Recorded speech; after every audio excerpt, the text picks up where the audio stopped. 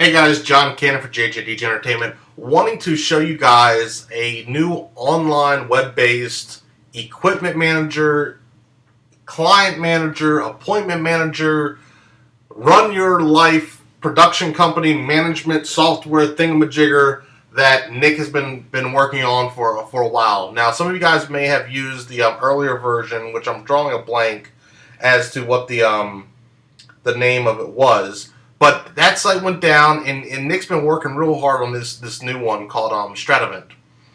And we're slowly but surely moving everything into it. It's really nice. It has a barcode system. But I kind of just want to go through real quick and show you just a couple small things. Nothing too in depth. It's all still in beta right now.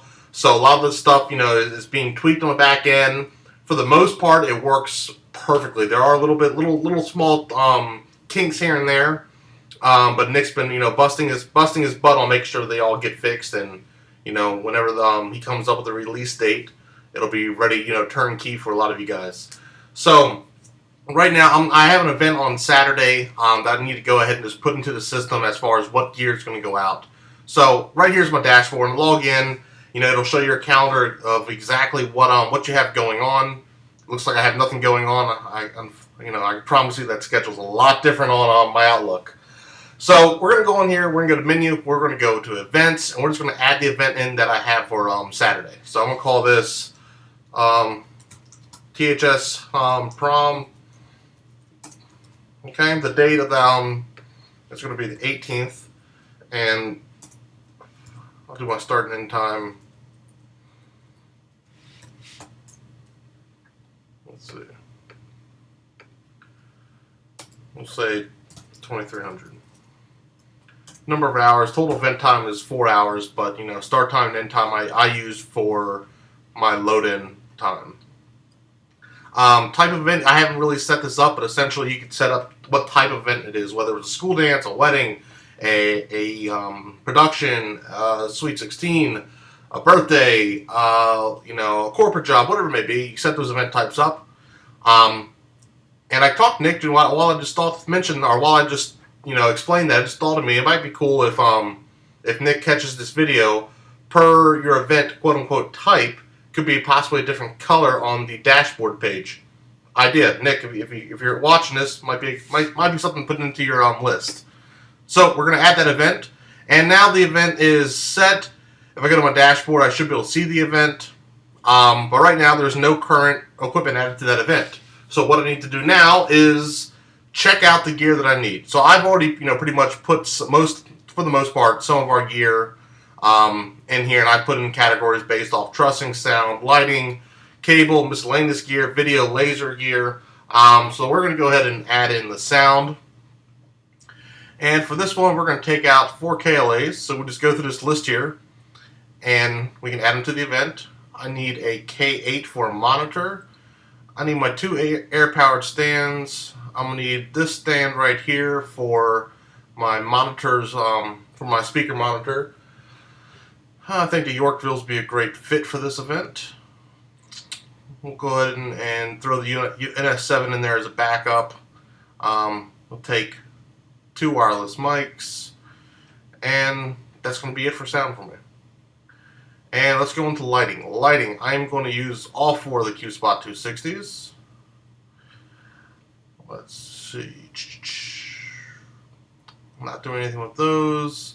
We'll go ahead and take out the Mega 24s for dance floor wash. Throw some UV in there.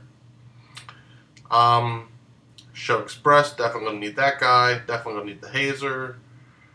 We're taking 30-inch mirror ball. I don't need any battery up lights. I am going to take my beam lights with me, so 8 movers will be on this rig, which will work out really well for this particular setup. Let's see, actually it's checked off to me.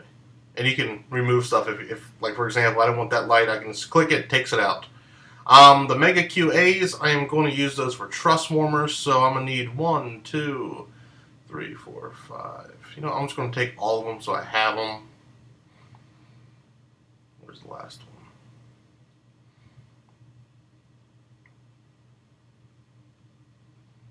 one? And I'll probably speed parts of this video up so you don't have to watch me add every little piece of gear. And source 4, we're not going to do a monogram, but if, let's say this was a wedding, I would add the source 4. And then I also put in here the custom source 4 gobo, even though this is something that changes from time to time. But when I add in there a custom source 4 gobo, it shows up on my gear checklist. So I don't run off and take the source 4, but forget the monogram. Cables, really, I don't really list all my cables, but if I do need to take the distro, I do mark that down. So I am going to need the distro at this particular event. Miscellaneous gear, I don't need scaffolding. I got scissor lift there.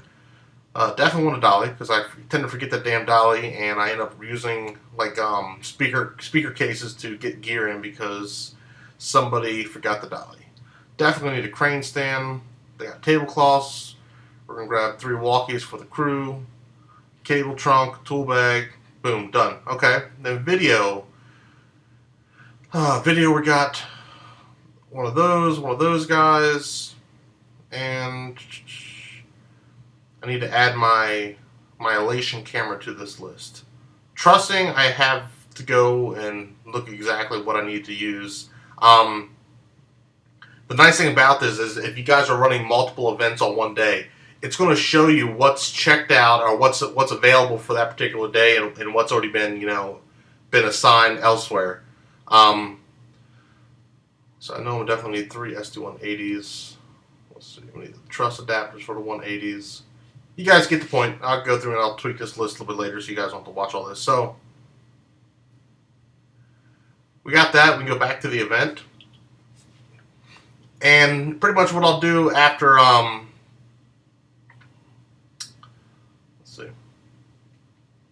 when I get ready to go pull the gear, or one of my techs pulls the gear, what I'll do is I'll hit the equipment checkout or the equipment review sheet, and it puts it in this a real simple sheet. I give this to my techs, and they can pull every piece of gear for me based off what I've assigned to be pulled.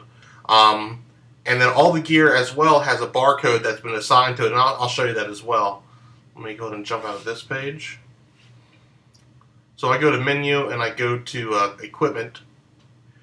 Pretty much you can add all your gear right here, and what it does, it gives it a unique ID number for each piece of gear. And you can print all these barcodes off. You can use the Avery labels. I believe it is, let's see, I have the labels right here.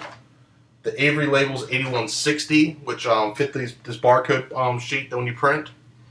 And we put those in all the gear, all the lights, truss, all of them have this barcode. I know Nick's going to be working on an iPhone, possibly an Android app. So if you you have an iPhone or an iPod or some sort of barcode scanner, you can roll through and scan everything to make sure it's all checked out. It's nice because you can look back and see what the last 5 events were that had this particular gear. So let's say something gets damaged, and you can kind of go back and see when this gear was pulled, what events it was on. And then if there's anything about maintenance issues, like we had issues with our ST180s breaking. Let's say not breaking, but the crank stands, and failing on them, or the crank. Excuse me. It's late. It's like almost 1 a.m. here. The cranks actually break on the ST180s. So we have a couple maintenance things on those. I'm sorry, find one real quick. Trusts.